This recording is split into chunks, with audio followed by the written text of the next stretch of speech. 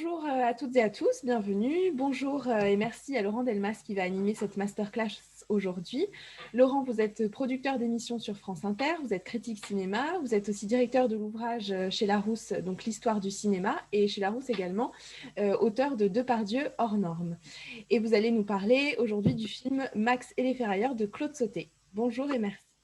Bonjour, bonjour. Oui, oui, je suis très heureux d'être là pour vous parler effectivement de ce très beau film de Claude Sautet, Max et les ferrailleurs. Il est sorti très précisément le 17 février 1971. Il a donc été tourné en 1970. C'est, pour le replacer dans son contexte artistique, le quatrième film de Claude Sautet, après Classe Touriste, L'arme à gauche, Les choses de la vie. Il tourne donc ce Max et les ferrailleurs avec Michel Piccoli et Romy Schneider, c'est-à-dire l'exact casting du film précédent, Les choses de la vie, qui avait connu un très très grand succès. Il faut savoir que Claude Sautet avait déjà en tête, si je puis dire, Max et les ferrailleurs quand avant même de tourner Les choses de la vie, avant même de tourner son film précédent. Il s'est même interrogé à un moment d'ailleurs s'il ne préférait pas inverser les tournages, tourner Max et les ferrailleurs avant Les choses de la vie, ou plus précisément, il est arrivé à un point de finalisation du projet des choses de la vie où le film l'excitait peut-être un peu moins. Il parlait de son côté BCBG, c'est lui-même qui le dit, et il se demandait s'il n'avait pas envie plutôt de tourner Max et les ferrailleurs, qui, le moins qu'on puisse dire, n'est pas un film BCBG et ne se déroule pas dans un milieu BCBG. Finalement, les nécessités de la production font qu'il tournera d'abord Les choses de la vie, ensuite Max et les ferrailleurs, mais c'est pour dire que ce projet de film, ce film Max et les ferrailleurs, lui tient énormément à cœur. C'est le cas depuis qu'il a lu en fait un roman d'un romancier de l'époque, des années 60-70, qui a un peu disparu des écrans, et y compris même des rayons des librairies. On a du mal à trouver, hélas, ces livres. Ce romancier s'appelait Claude Néron, et il a notamment écrit Max et les ferrailleurs. Le film s'appelle comme le livre dont il est issu. Et c'est donc un choc un peu pour Claude Sautet quand il lit ce roman. Il l'adapte donc avec Max et les ferrailleurs, et il retrouvera, il faut le dire, Claude Néron à plusieurs reprises. Il adaptera un autre livre de Claude Néron qui s'appelle La Grande Marade, mais cette fois le film s'appellera Vincent, François, Paul et les autres. Et puis, il travaillera, ce Claude Néron, au scénario cette fois, donc pas avec des romans préalables, mais au scénario de deux autres films importants de Claude Sautet, qui sont César et Rosalie et Mado. Voilà pour la collaboration avec Claude Néron, sachant que Claude Néron sera le co-scénariste de Claude Sautet sur Max et les ferrailleurs. Ils seront, pardonnez-moi, rejoints à certains moments de crise scénaristique, à certains moments de panne d'inspiration, par Jean-Loup Dabadi, déjà complice, très grand complice de Claude Sautet dans Les choses de la vie, et qu'il restera par la suite. Mais c'est donc un scénario écrit à quatre mains principalement, 90% disait Claude Sautet, donc Claude Sautet et Claude Néron, et puis les 10% restants, mais 10% qui comptent beaucoup, où il y aura eu l'apport du complice Jean-Loup Dabadi. On sait l'importance de l'écriture pour Claude Sautet, l'importance du scénario, l'importance de l'écriture préalable, de la construction scénaristique préalable. Toute la première partie de la carrière de Claude Sautet, avant qu'il ne devienne le cinéaste qu'on connaît, il aura travaillé sur de très très très nombreux scénarios de films français pour intervenir à un moment où il y avait un blocage, à un moment où les scénaristes du film n'avançaient plus, à un moment où ils se trouvaient dans une impasse, et traditionnellement, ça devenait presque un réflexe, on faisait appel à Claude Sautet. Tant et si bien que pendant cette première partie de sa vie professionnelle, il était appelé en France le ressemeleur de scénarios, c'est-à-dire c'est quelqu'un qui intervenait quand ça n'allait plus. Alors, donc voilà pour ce nouveau film Max et les ferrailleurs. Il travaille en duo puis en trio. Et je souhaitais mettre un peu en exergue de cette leçon sur Max et les ferrailleurs une phrase très courte, très sibylline, mais enfin très explicite aussi, de Claude Sautet, qui a déclaré que Max et les ferrailleurs est aussi noir que les choses de la vie étaient blancs. Voilà, c'est sa façon de dire les choses. Et de fait, il faut bien l'avouer, objectivement, on passe d'un film, Les choses de la vie, où on nous décrit des bourgeois plutôt dans un environnement douillet, où il n'y a pas de problème d'argent, où les choses se font très naturellement dans des milieux aisés, au milieu des marginaux, ferrailleurs, petits délinquants tentés par la grande délinquance, ou qu'on va tenter, comme on l'a vu pour la grande délinquance. Donc vraiment, il n'y a pas grande ressemblance entre ces deux milieux, bien au contraire. C'est pour Claude Sautet, cette formule, bien sûr, l'occasion de dire que, eh bien, en quelque sorte, comme Truffaut le disait d'ailleurs, c'est bien de passer d'un film à l'autre dont l'univers du suivant est en quelque sorte contre l'univers de celui qu'on vient de tourner. Voilà, c'est un peu une façon de changer de style, de braquet, d'univers, de ne pas rester dans une sorte de routine à la fois stylistique, narrative, et même là, carrément, vraiment, ce que ne faisait pas, par contre, de façon moins claire François Truffaut, mais de passer dans vraiment un autre univers social. Alors, il y a aussi, si on liste comme ça un petit peu les caractéristiques du film de façon presque extérieure, il y a quelque chose qui est frappant, évidemment, c'est que ce quatrième film de Claude Sautet, c'est aussi le premier où il utilise dans le titre un prénom. Alors, ça peut paraître anecdotique, mais comme c'est une pratique qui sera chez lui non pas constante, mais récurrente, je crois qu'on peut s'y arrêter 2 secondes, parce que c'est évidemment toujours plus signifiant qu'il n'y paraît. Alors, je rappelle Max et les ferrailleurs, mais aussi ensuite Vincent, François, Paul et les autres. Là, ce n'est pas un prénom, c'est 3 pour le prix d'un. César et Rosalie, 2 prénoms, un seul titre, et le dernier qui sera Nelly et Monsieur Arnaud. Alors, un prénom et un nom, mais là aussi, et j'ai oublié, pardonnez-moi, Mado, bien sûr. Donc, ça fait au total 4 films sur les 13 qu'a tourné Claude Sautet. Donc, c'est une récurrence relativement importante. Et 7 prénoms dans les titres en 4 films, ce qui là aussi, quand même, est une indication. Alors, on peut se dire, bon, c'est un hasard, c'est une volonté de scénariste, voilà, peut-être un jeu même. Quel prénom va-t-on trouver, etc. Bon, connaissant Claude Sautet et ses co-scénaristes, notamment Jean-Loup Dabadi, on ne peut évidemment pas du tout conclure au hasard ou au simple jeu. C'est évidemment signifiant.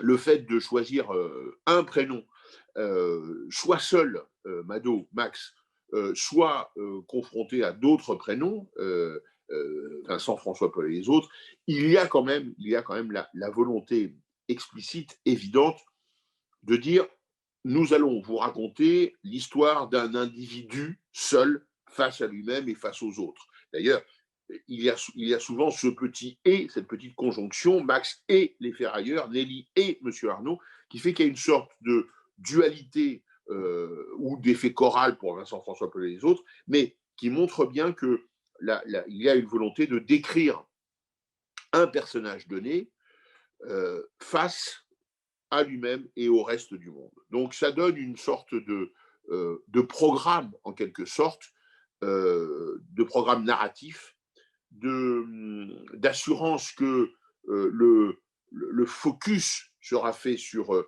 un personnage et qu'il y aura autour une sorte de galaxie très très importante, d'ailleurs évidemment dans l'esprit de Sautet, c'est-à-dire que ce qui importe, c'est la façon évidemment dont l'individu interagit avec les autres, avec son milieu, avec ceux de sa bande ou ceux qui ne sont pas de sa bande. Ce sont des thèmes sur lesquels on reviendra pour Max et les ferrailleurs, bien sûr, parce qu'il s'agit de flics d'un côté, de délinquants de l'autre. Donc là, on a bien l'idée de bande, avec néanmoins ce personnage central, Max, qui est évidemment autour duquel tout s'organise, ou plus précisément dans ce film-là, Max, c'est lui l'organisateur du monde qui est autour de lui, c'est lui le manipulateur, c'est lui le grand ordonnateur jusqu'à un certain point des choses, ou peut-être même jusqu'au bout, peut-on le dire. Et une fois de plus, le film, c'est cette résonance-là. Alors d'ailleurs, avec l'idée que, enfin l'idée, la réalité, que le film, les films de Sauté racontent pour beaucoup la chute d'un personnage, la façon dont un personnage va se désagréger progressivement au fil du film, d'où la nécessité presque d'ailleurs de l'individualiser. Et c'est patent pour Max, évidemment, qui ira jusqu'au bout de sa logique et finira par devenir ce qu'il traque, c'est-à-dire un délinquant, voire plus en l'occurrence un assassin. Mais on peut penser à Daniel Auteuil dans Quelques jours avec moi. On peut penser à certaines figures de Vincent François Paul et les autres. Nelly, Monsieur Arnaud dans le Nelly et Monsieur Arnaud est clairement en fin de vie. Daniel Auteuil dans Un cœur en hiver est quelqu'un de très très très dépressif. Un mauvais fils dans le film du même titre joué par Patrick Devers est un personnage aussi qui sombre dans un premier temps dans la drogue. Bref. Il y a, et on pourrait aussi parler de l'explosion, de l'implosion du couple, voire des deux couples, des choses de la vie. Bref, on peut voir vraiment la filmographie de Claude Sauté comme cette succession, en quelque sorte, de destins fracassés. Et si on s'arrête 2 petites minutes sur le début du film, parce qu'il est toujours intéressant de voir comment commence un film. Le fameux « Il était une fois » des contes chers à nos âmes d'enfants, mais c'est un pari, le « Il était une fois ». C'est une façon, évidemment, de parier sur la capacité à retenir l'attention du spectateur. On a quelques minutes pour cela. Le temps est assez compté, si l'on y réfléchit bien, tant il est vrai que le spectateur, si vraiment il ne se sent pas happé, capté, séduit, intrigué, bouleversé, pourquoi pas, par le début d'une histoire, en l'occurrence d'un film, il y a peu de chances qu'il reste accroché. Or, le début de Max et les ferrailleurs, ça ne vous aura pas échappé, est tout à fait singulier, parce que, par rapport à ce que je viens de dire, Max n'est pas là, donc la promesse, en quelque sorte, au moins à l'écran, n'est pas encore donnée, mais on ne parle que de lui. Et les deux personnages dont on découvrira qu'ils sont deux personnages secondaires de flics, deux personnages importants mais secondaires, joués par George Wilson et Philippe Léotard, mais ces deux personnages qu'on ne connaît pas encore, au fond, nous parlent non pas d'eux-mêmes, mais de leurs collègues, Max, et tout le film est un flashback par rapport à cette scène initiale, inventée d'ailleurs, il faut le dire, par Jean-Loup Dabadi. C'est l'un des apports de Jean-Loup Dabadi. C'est très, très étrange de constater que les deux apports principaux de Jean-Loup Dabadi dans le film, c'est au début, et on y reviendra, et à la fin. Donc, quelques autres moments aussi, mais essentiellement, c'est le comment commencer l'histoire et comment finir l'histoire, où là, Claude Néron et Claude Sautet ont eu des difficultés et se sont contraints, mais de façon assumée bien sûr, à appeler Jean-Loup Dabadi et à lui demander des conseils qui se sont avérés les meilleurs conseils, puisque vraiment Claude Sautet a décidé de suivre à la lettre les préconisations de Jean-Loup Dabadi et la validation notamment, ou la création, l'invention de ce flashback au début du film, procédé assez audacieux quand même, et qui n'est pas singulier dans l'histoire du cinéma, mais néanmoins qui permet certainement effectivement d'intriguer au bon sens du terme et que la présence en creux de Max devienne justement intrigante et nous permette de rentrer dans l'histoire. Au fond, cette façon de faire, oui, nous rend Max énigmatique. Et cette façon de faire, c'est une façon de nous attirer, nous les spectateurs, vers ce personnage qu'on ne connaît pas, qu'on n'a pas encore vu, mais dont on nous dit des choses assez fortes, puisque vous vous souvenez peut-être, George Wilson dit ah ben ça serait trop simple, s'il était fou, ça serait tout irait bien. Bon, donc on se dit tiens, voilà quelqu'un qui a fait quelque chose de suffisamment fort pour que la folie puisse être évoquée.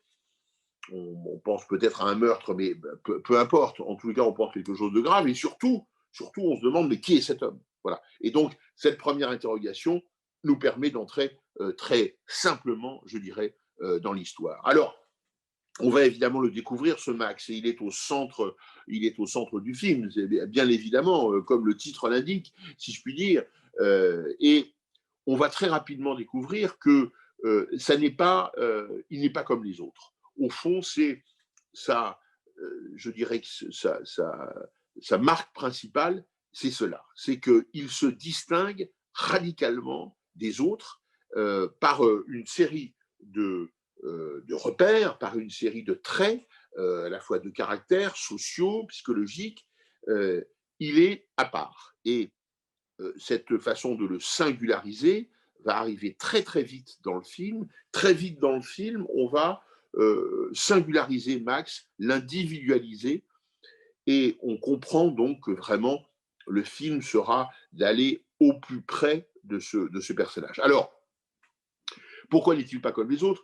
Je le dis, les caractéristiques abondent. D'abord, c'est un flic qui était avant un juge d'instruction. Singulier parcours. Je pense que statistiquement, il y a peut-être un peu plus de policiers qui deviennent magistrats que de magistrats qui deviennent policiers, tant la hiérarchie des choses, notamment, tant fait que c'est en général pas dans ce sens-là que ça se passe. Or, lui, était un juge d'instruction et il devient flic. Et on nous dit que si il a fait ce parcours atypique, c'est parce qu'il a été déçu par le fait qu'on l'ait obligé, lui, magistrat, à libérer un détenu, un prévenu, faute de charges suffisantes. Donc, il y a un premier indicateur à la fois de l'histoire à venir, c'est-à-dire, au fond, on nous prévient, ça va être quelqu'un qui va chercher cela, la charge, le flagrant délit, comme on dit, et c'est-à-dire le côté implacable de l'arrestation. Et puis, cette singularité, dans son milieu, il est bien évident que c'est un statut tout à fait singulier. La réaction du commissaire Rosinski, joué par François Perrier, est à ce niveau tout à fait éclairante. Il est étonné lui-même par ce cheminement professionnel.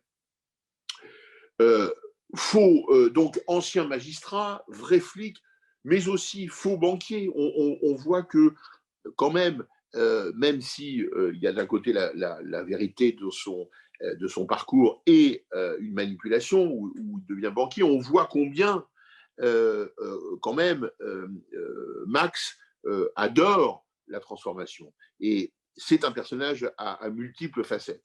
Et c'est un personnage qui a des masques et qui s'en sert. Qu'il est, dans sa vraie vie, il avait un masque de juge, il l'enlève, il prend un masque de policier, et dans sa vie professionnelle de manipulateur, il prend ce masque de banquier. On voit combien il est heureux de cette transformation, combien il est heureux de s'appeler Félix et non pas Max, enfin, voilà, combien il est en accord avec lui-même dans cette façon de manipuler, dans ce jeu de masque et dans ce jeu de dupe. Si il est atypique, c'est parce qu'il fait aussi quelque chose qui, en tant que policier, en tant que flic, ne correspond pas réellement à sa mission. Il provoque le flagrant délit, Là où le policier normal, le flic assermenté, républicain, doit l'attendre, évidemment. C'est-à-dire que provoquer un flagrant délit, on le voit bien dans le film, c'est quelque part un délit, c'est-à-dire pousser des gens au crime alors qu'ils devraient être l'instrument de la répression. Max devient une sorte de Deus ex machina, c'est-à-dire de personnage omnipotent, omniscient, et qui fait que il organise l'ensemble des choses jusqu'à la répression, mais il organise ce qui va induire la répression, ce qui n'est pas effectivement de son métier, ce qui n'est pas dans son cœur de métier, si je puis dire, parce qu'évidemment, si la police passait son temps à organiser en quelque sorte des hold-up par procuration pour arrêter des délinquants, je pense que le pacte serait quelque peu rompu, évidemment. Alors, il se distingue aussi socialement, et c'est important, dans son propre milieu, on apprend très vite qu'il est le fils d'un vigneron du Mâconnais, et qu'à ce titre-là, apparemment, son père lui envoie régulièrement un chèque, fruit de la vigne, si je puis dire, du travail de la vigne, et qu'il n'a aucun problème matériel, ce qui lui est évidemment reproché en quelque sorte par ses collègues, en tous les cas qui le singularise là aussi, parce qu'on ne peut pas dire bien sûr que le métier de policier soit extrêmement rémunérateur, et ses autres collègues apparaissent évidemment à la fois comme en retrait et un peu jaloux. C'est ce qu'il apparaîtra dans le discours de Rosinski en lui disant tout le monde ne peut pas se payer une garçonnière dans le 15e arrondissement pour tendre une souricière. Il n'est donc pas un flic ordinaire. Il a du fric, c'est pas un flic ordinaire, et peut-être l'apothéose de tout cela, du fait de cette singularité, elle réside aussi dans son aspect extérieur. Je crois qu'il faut s'y arrêter 2 secondes, parce que la composition de Michel Piccoli, de ce point de vue-là, est absolument saisissante. Il est tout en noir, il a un visage d'une pâleur et d'une blancheur absolument cadavérique. Hein, on n'est pas loin d'un Nosferatu, franchement, quand il apparaît pour la première fois. Et il a, cerise sur le gâteau, cet incroyable chapeau, qui n'est pas le chapeau habituel des flics chez Melville, par exemple, alors que la silhouette est assez melvillienne, de l'homme en costume imperméable, mais le chapeau, là, il faut vraiment dire que c'est une caractérisation et un costume du personnage qui est absolument saisissant, parce qu'il le caractérise immédiatement. Il est, jusqu'à la fin du film, l'homme avec cet incroyable chapeau. Et ce qu'il faut savoir, qui est à la fois anecdotique mais très très passionnant, c'est que c'est Michel Piccoli lui-même qui a trouvé l'intégralité de son costume, en disant notamment qu'il était allé se faire un costume spécial chez un tailleur qui travaillait pour les policiers et qui donnait l'amplitude nécessaire à la veste de ces costumes pour qu'on y glisse côté gauche ou côté droit un revolver. Et c'est lui qui trouve ce chapeau extrêmement particulier et qui va arriver sur le premier jour de tournage avec ce chapeau, sans en avoir prévenu Claude Sautet. Claude Sautet lui avait juste dit trouve-toi des habits que tu penses correspondre à ton personnage. Il est arrivé avec ce chapeau, avec ce costume, et Sautet a dit c'est Max immédiatement, ça n'est plus tout à fait Michel Piccoli, c'est Max. Et cette silhouette-là, que Sautet affectionnera tellement qu'il fera lui-même d'ailleurs des dessins pour des projets d'affiches, et que c'est le chapeau de Max qu'on verra sur ces affiches dessinées par Sautet, qu'on verra initialement. C'est dire si la caractérisation lui semblait importante. Évidemment, c'est essentiel, c'est-à-dire cette façon de caractériser un personnage immédiatement, elle ressort vraiment du cinéma, bien sûr aussi de la littérature, mais avec l'image sur le grand écran, les choses explosent peut-être encore plus. Et ça nous amène à nous intéresser à un aspect tout à fait essentiel du film, comme quoi Michel Piccoli vraiment avait parfaitement compris l'esprit de Claude Sautet. en rupture d'ailleurs quelque peu avec le, le film précédent, au moins les choses de la vie. Hein, on a vu le film blanc contre le film noir. Mais il y a dans ce film de Claude Sautet une volonté de stylisation qui est tout à fait essentielle. Il a couru parfois le bruit tout à fait déplaisant et déplacé que Claude Sautet n'était pas n'était pas un styliste, n'était pas un cinéaste avec des préoccupations de ce type-là. C'est absolument faux. C'est vraiment une grande injustice qui lui serait faite que de penser cela. Et on a, par exemple, vraiment justement une attention à la caractérisation vestimentaire des personnages qui est saisissante. Abandonnons le flic Max et intéressons-nous à Lily, la prostituée, incroyablement jouée par Romy Schneider. Euh, cette prostituée, elle s'habille soit en rouge, soit en rouge.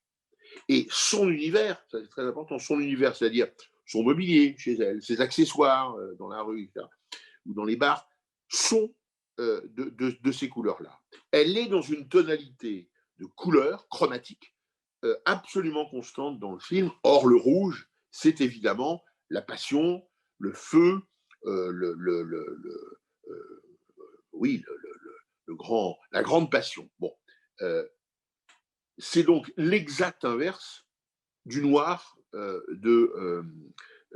du flic Max, d'une part, et c'est l'exact inverse aussi. C'est une sorte d'incroyable tache de couleur dans un environnement, par ailleurs, qui est dans une sorte de grisaille verdâtre permanente. Souvenez-vous, le commissariat, les commissariats, les deux commissariats sont dans cette tonalité-là, celui de Paris, celui de Nanterre.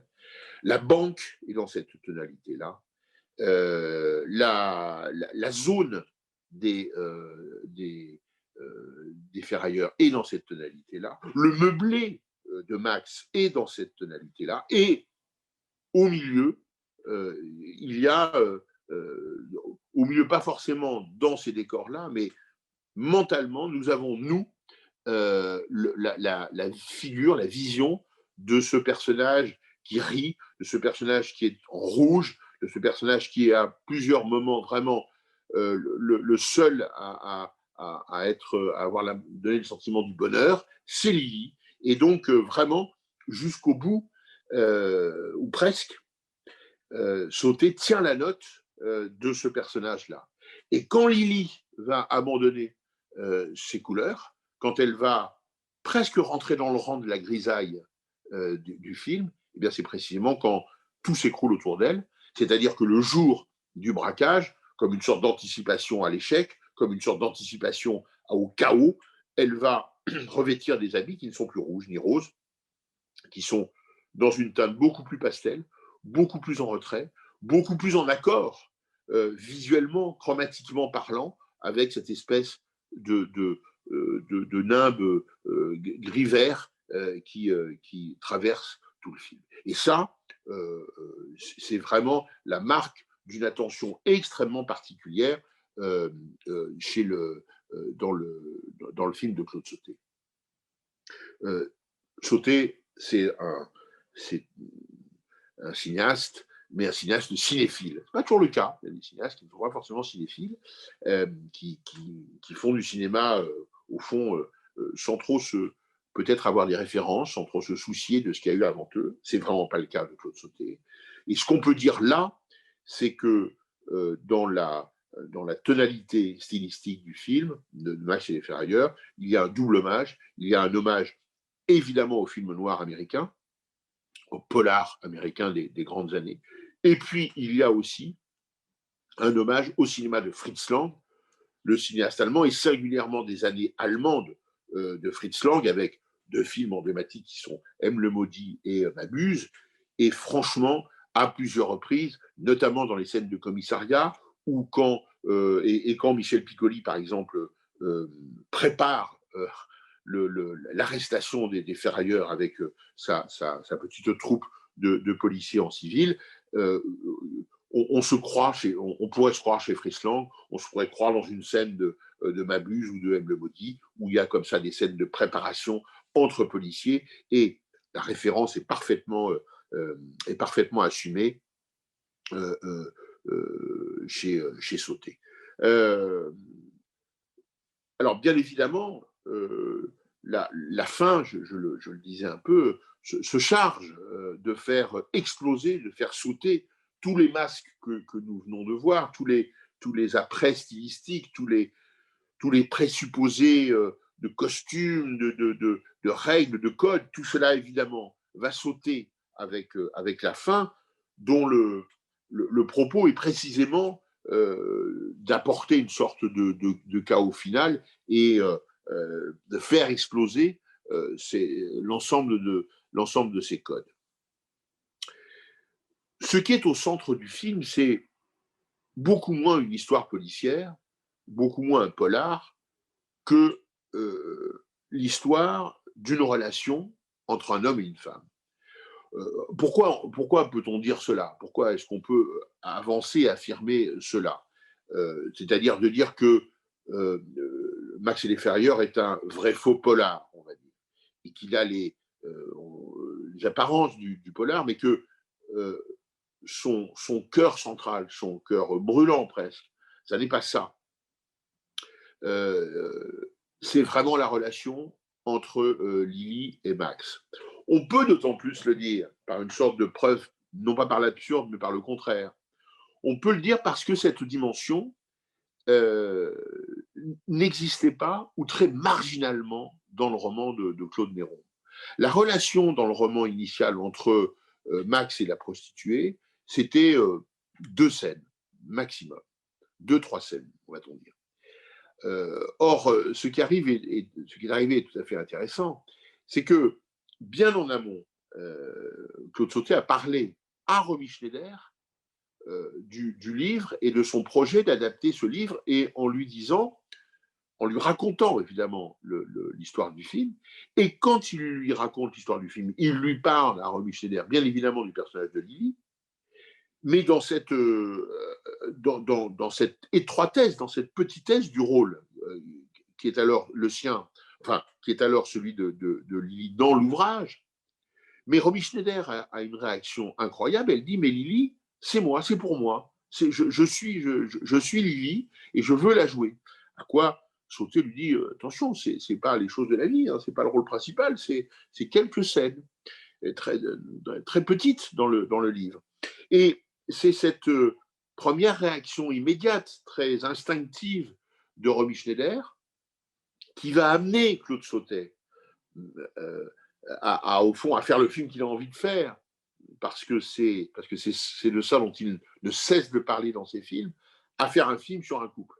Et sur un couple très particulier, un flic, une prostituée, mais c'est en quelque sorte la réaction de Romy Schneider qui va être chez lui le déclencheur pour quand même assez profondément remanier le roman, avec l'aide de Claude Néron, on l'a vu, donc ça ne pose pas de problème à l'auteur manifestement, mais ça va donc être pour Sauté, et ça c'est très intéressant évidemment à étudier, le pari pour, au fond, tout en gardant bien sûr le roman, mais comment Sauté va adapter le roman à son univers.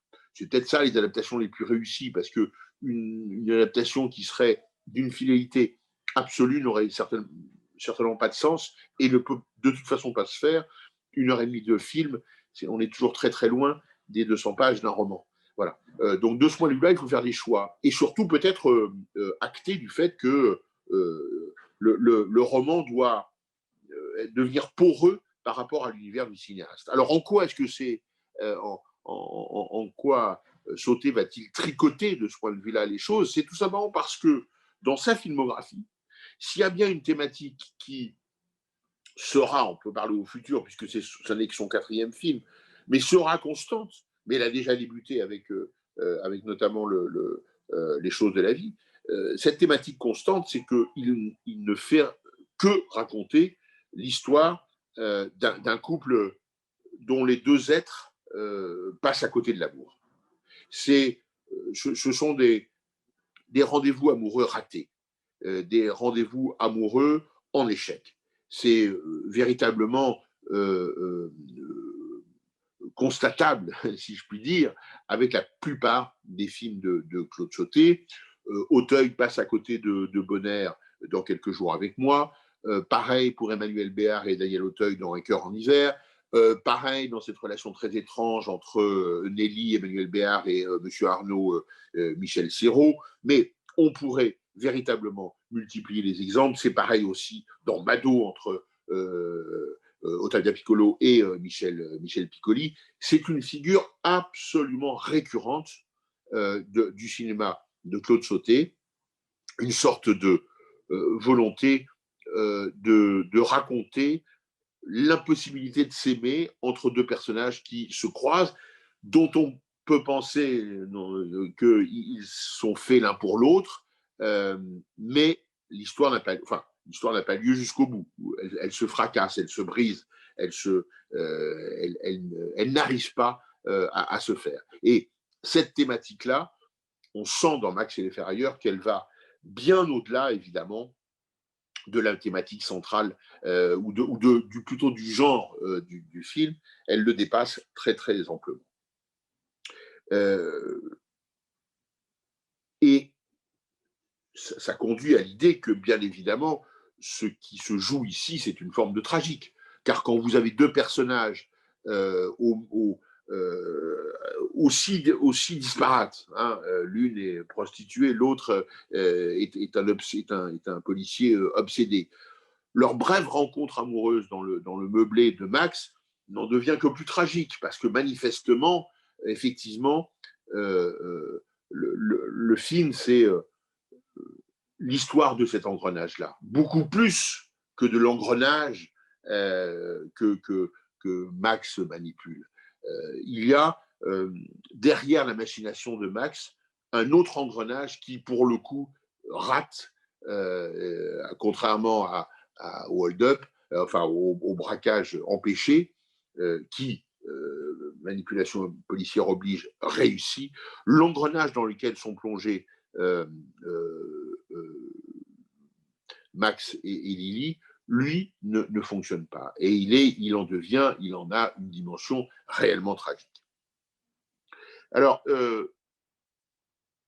Sautet voyait manifestement, jusqu'à la fin de sa vie, vraiment, dans Max et les Ferrailleurs, son film peut-être le plus réussi. Il y a plusieurs déclarations qui le laissent penser. Et en tout cas, on peut analyser que, même si c'est son 4e film, c'est déjà un film, je dirais, fidèle à l'univers de Claude Sautet. Alors, pour aller un peu vite, mais pour bien voir en quoi Max s'inscrit déjà dans une sorte de continuité d'auteur, on peut dire que c'est comme Classe Touriste, son film, son polar, c'est un polar à la française. Max des Ferrailleurs a tous les attributs du polar, la peinture d'un milieu policier et d'un côté un milieu délinquant de l'autre, des règlements de compte, un indique, un braquage, bref, il y a tous les éléments, comme dans Classe Touriste, pour aller vers l'idée d'un polar à la française. Comme L'Arme à gauche, autre film de Claude Sautet, autre film initial de Claude Sautet, c'est aussi un film d'action, Max et les Ferrailleurs. On ne peut pas dire le contraire, avec notamment cette figure centrale du film d'action, le magot convoité, hein, l'objet du hold-up et du braquage, et effectivement avec un affrontement armé, quelque part, avec un peu de bagarre, un peu de ce qui est là aussi fait à la fois l'un des charmes et une des particularités du film d'action. Et puis là vraiment, c'est une dimension qu'il ne faut pas oublier. Et puis il y a cette dimension romanesque, ce drame romanesque qui vraiment est au cœur de Max et les Ferrailleurs, dans la relation entre Lily et Max, je le disais, et qu'on retrouve évidemment absolument dans la relation amoureuse des choses de la vie, bien évidemment, et avec la figure d'ailleurs du trio amoureux qu'on a et dans Max et les Ferrailleurs, puisqu'on le film pourrait s'appeler Max, Lily et Abel, au fond, de même qu'on a dans les choses de la vie le mari, la femme et la maîtresse. Bon. Donc, on a comme ça, on retrouve des figures qui sont récurrentes dans le cinéma, qui vont être, il faudrait parler au futur, puisque on n'en est qu'au 4e film, en l'occurrence de Claude Sautet, qui vont être absolument récurrentes chez Claude Sautet, puisque ce sont effectivement des thèmes qu'il continuera à traiter tout au long de sa filmographie. Alors, il y a autre caractéristique de l'univers de Claude Sautet, du coup, une extrême attention portée au casting, au moindre petit second rôle qui est tenu par un vrai acteur, c'est-à-dire un vrai plaisir de faire jouer ces fameux seconds rôles du cinéma français, dont on dit que c'est une de ses marques de fabrique. C'est certainement vrai.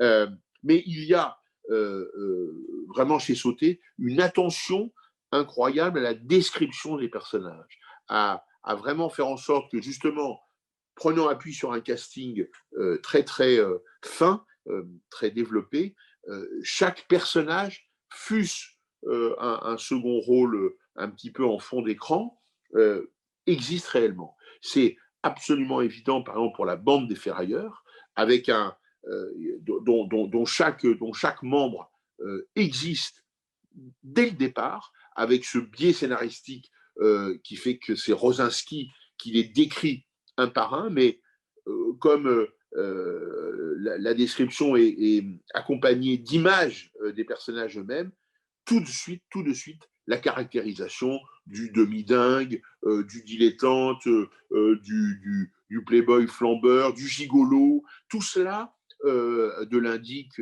potentiel, tout cela apparaît immédiatement et tout cela crédibilise une bonne fois pour toutes la bande de bras cassés et de braqueurs potentiels que représentent les ferrailleurs. Et puis, il y a de l'autre côté, parce que le film marche sur cette dichotomie, il y a la bande des flics.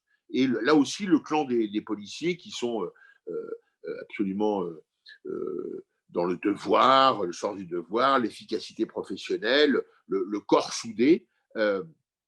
Il existe aussi, cette bande existe comme le négatif ou le positif, comme on voudra, de la bande des ferrailleurs. Et chose très étonnante qui montre bien la complexité toujours scénaristique et la complexité du regard de Claude Sautet, ayons à l'esprit que ces deux bandes, bizarrement, ont à leur tête, dans une sorte de magistère, de figure tutélaire, de figure bienveillante.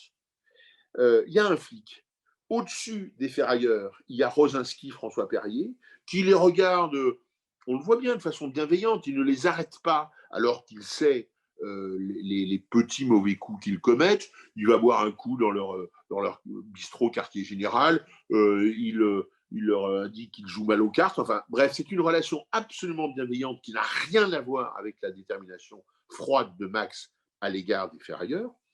Et comme en regard, la bande des flics a au-dessus d'elle une même figure tutélaire, une même figure bienveillante qui laisse faire les choses, qui est George Wilson, qui est le patron de tous ces gens-là, mais qui est comme Rosinski pour les ferrailleurs, qui est dans une sorte de bienveillance qui les conduit, tous les deux d'ailleurs, à laisser faire des choses qui ne devraient pas laisser faire certainement. Et c'est ça qui est très intéressant. On a ces deux figures en regard qui vont laisser faire Max et avec les flics et avec les ferrailleurs, alors que certainement, en tous les cas d'un point de vue purement éthique, ils ne devraient pas laisser passer les agissements de Max. George Wilson choisira d'aller jusqu'au bout de sa démarche, il est révoqué. Rosinski, lui, se cabrera. Et cette façon de se cabrer à l'égard de Max, on a vu ce que ça donnait à la fin, c'est-à-dire l'affrontement avec Max. Cette façon, évidemment, de laisser faire, de laisser passer, elle a pour mission aussi, elle a pour fonction d'accroître la fatalité, l'esprit de fatalité qui pèse sur l'ensemble des personnages et sur l'ensemble du film. C'est-à-dire qu'évidemment, on a l'impression d'un engrenage contre lequel on ne peut rien et contre lequel même les personnages puissants, entre guillemets, que sont censés être des commissaires, ne peuvent rien. C'est la décision de Max, c'est le plan de Max, et rien ne peut l'arrêter. Sauf, et ça donne là lieu à un moment du film que Claude Sautet d'ailleurs adorait, et on peut presque se demander s'il n'a pas fait le film pour ce moment-là, sauf à un moment de doute qui assaille Max autant que Lily. C'est-à-dire que les deux, dans un moment étonnant, dans un temps suspendu du film, où là, on ne sait plus ce qui se passe, où la fatalité est comme bloquée, le mécanisme s'enraye, grippe, Max ne donne pas la date du braquage potentiel à Lily, et quand il finit par le faire, Lily ne la donne pas dans un premier temps au ferrailleur. C'est un moment de doute qui étreint ces deux personnages et où tout pourrait basculer. Parce que, évidemment, si l'un ou l'autre ne donnait pas le renseignement, tout s'arrêterait, comme d'ailleurs Rosinski le suggère à un moment, au début du film. Mais ce moment de doute est un moment suspendu, la fatalité reprend ses droits et le film continue sur ses rails. Mais ce qui est évidemment que ces deux moments-là qui assaillent ces deux personnages, c'est aussi le moment où ils pourraient se rencontrer. C'est aussi le moment où, au fond, c'est le moment le plus patent où il y a entre eux une proximité. Avec la scène finale, on y reviendra. Mais là, effectivement, il y a un moment de bascule scénaristique tout à fait intéressant et tout à fait séduisant. Alors, au moment de la sortie du film, Truffaut avait félicité Claude Sautet en lui disant bravo d'avoir montré, d'avoir réussi à tenir la note jusqu'au bout pour montrer un personnage principal aussi antipathique.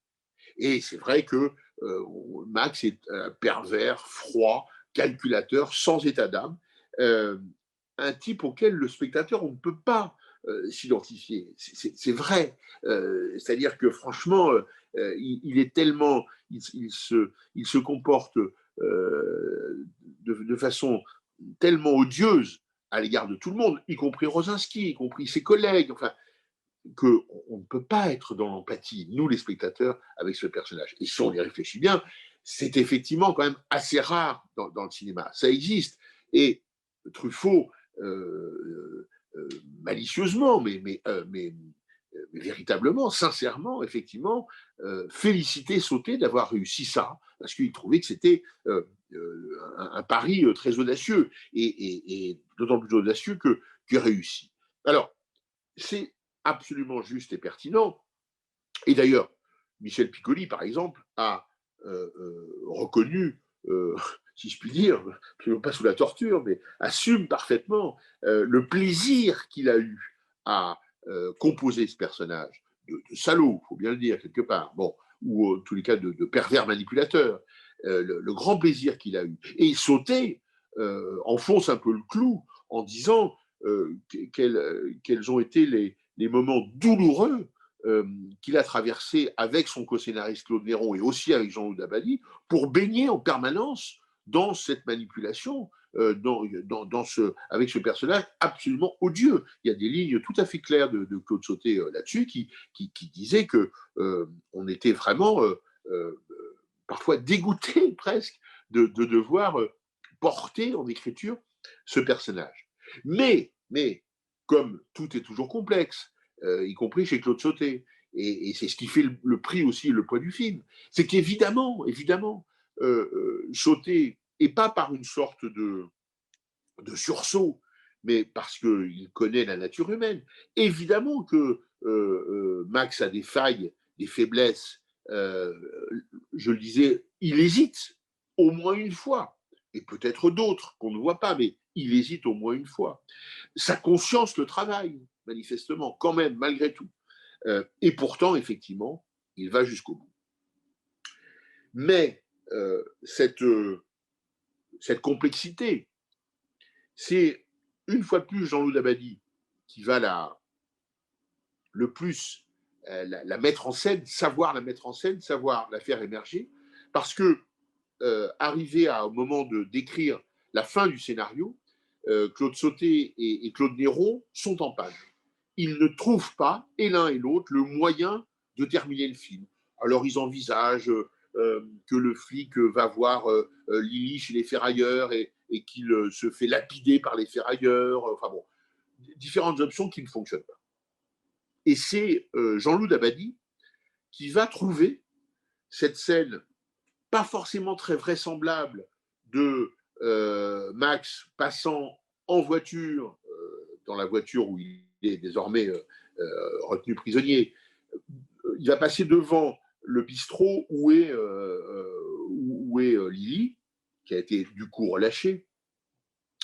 Et il va y avoir là un échange de regards où véritablement, ça va être le premier moment de vérité entre les deux.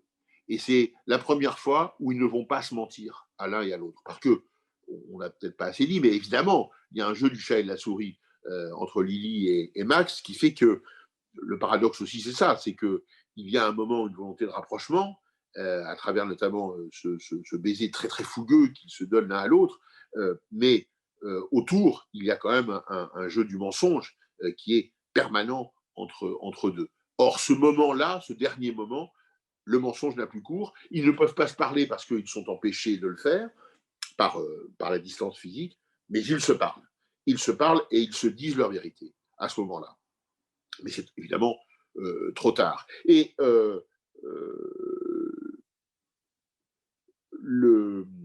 cette scène, Claude Sautet l'appelait la rédemption de Max.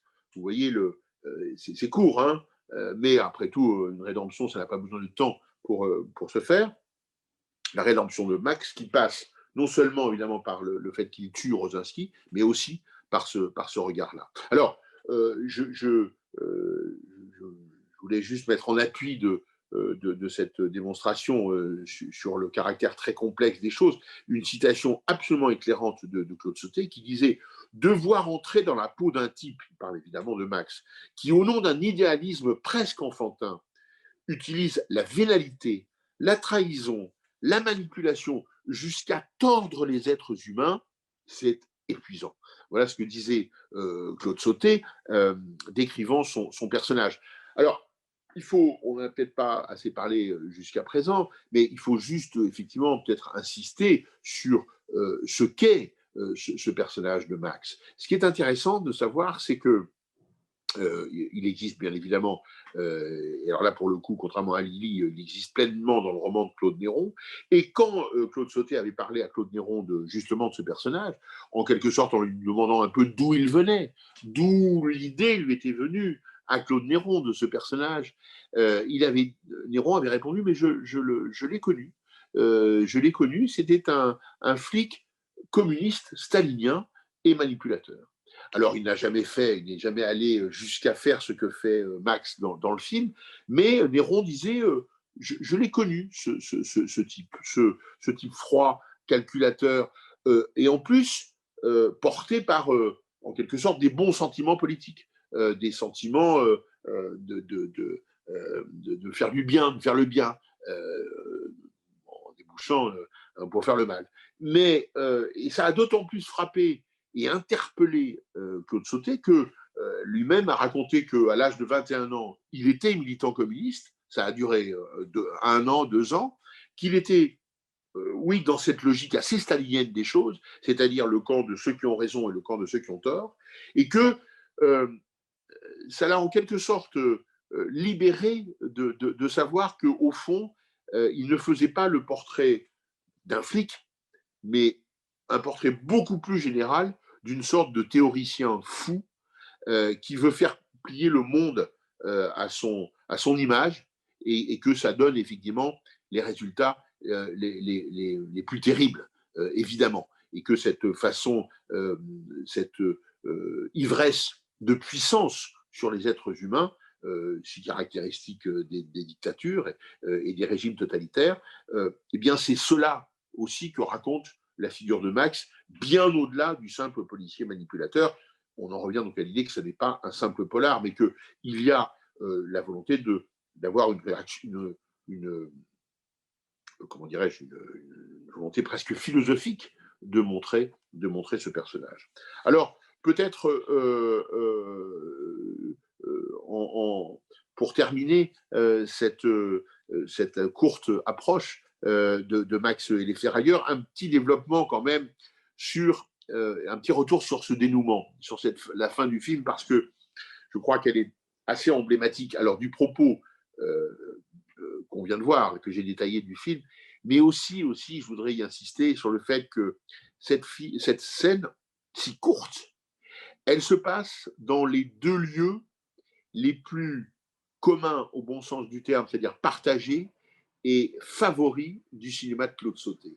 Et ça, c'est vraiment une marque de fabrique tout à fait passionnante, parce qu'au fond, un cinéaste, c'est un obsédé, et c'est un obsédé d'image, et l'obsession de ces deux lieux dans le cinéma de Claude Sautet est tout à fait passionnante. Ces deux lieux, c'est une voiture, l'intérieur d'une voiture, et l'intérieur d'un bistrot. Il ne vous aura pas échappé que le lien commun de ces lieux communs, c'est la vitre. Ce sont tous les deux des lieux vitrés, c'est-à-dire des lieux qui deviennent, pour les personnages qui rentrent, la voiture, le bistrot. La vitre, ça empêche a priori la communication entre ces deux personnages, mais ça crée aussi, donc, ce que je disais, une bulle, c'est-à-dire que le monde reste à l'extérieur de la voiture, reste à l'extérieur des bistrots. Je dis des bistrots et des voitures parce qu'il n'y a peut-être pas un seul film de Claude Sautet où il n'y a pas un moment une scène à l'intérieur d'une voiture, une scène à l'intérieur d'un bistrot, et avec des choses très importantes qui se passent, qui se disent. Il y a des ruptures dans les voitures ou dans des bistrots, il y a des retrouvailles dans les voitures ou des bistrots, il y a des règlements de compte dans les voitures ou des bistrots, il y a des scènes d'amour dans les voitures et les bistrots, etc. Véritablement, cet espace vitré, cette parenthèse dans le monde fascine Claude Sautet, lui donne l'occasion de scènes, soit dans des duos tout à fait proches, soit aussi des moments conviviaux, y compris dans les voitures. Il y a des très belles scènes de voitures, il y a des très belles scènes collectives de voitures dans Mado, par exemple, et évidemment des belles scènes collectives de fêtes, de copinage, de grandes amitiés dans les bistrots. Alors voilà, je voulais terminer ce petit regard sur Max et les ferrailleurs par cette évocation de ces espaces vitrés et de cet amour de Claude Sautet pour ces espaces et pour cette façon incroyable toujours de maîtriser pour Sauter l'espace et de mettre ces personnages dans ces conditions si particulières. Merci. Merci beaucoup Laurent Delmas pour cette heure passionnante. Merci à vous. Merci à tous et on se retrouve très prochainement pour une masterclass sur le film Les 400 coups de François Truffaut. Bien volontiers, à bientôt. Merci, Au revoir. à bientôt.